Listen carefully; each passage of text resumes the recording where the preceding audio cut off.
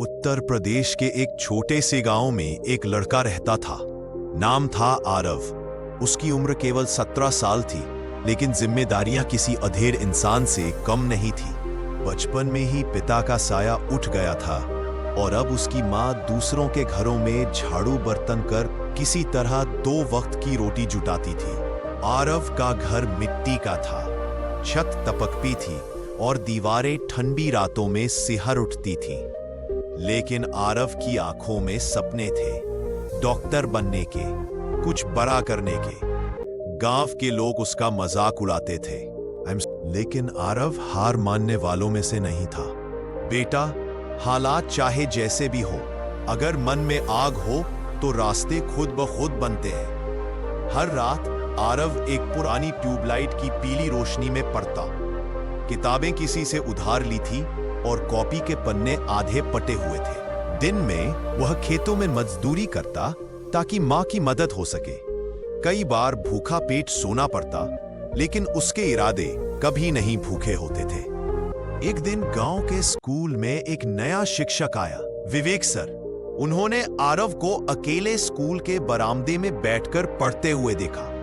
Sir ने उससे बात की, उसकी मेहनत और हालात को समझा। अगले ही दिन सर ने अपनी जेब से किताबें लाकर दी और बोला, तू मेहनती है आरव, मैं तुझे गाइड करूंगा। एक दिन तुझे देखकर ये दुनिया ताली बजाएगी। विवेक सर की मदद और अपनी मेहनत के दम पर आरव ने 12वीं की परीक्षा में पूरे जिले में टॉप किया। वह दिन था जब गांव वाले जो उसका मजाक उड़ाते थे, अब गर्व से उसकी मिसाल देने लगे। इसके बाद आरव ने शहर जाकर मेडिकल की तैयारी शुरू की। कमरा किराए पर लेने के पैसे नहीं थे, तो वह पूरी रात लाइब्रेरी में पढ़ता और वहीं सो जाता। खाने के नाम पर एक मुट्ठी चना और पानी होता, लेकिन उसका आत्मबल इतना मजबूत था कि भूख भी हार मान गई। परीक्षा के दिन आए।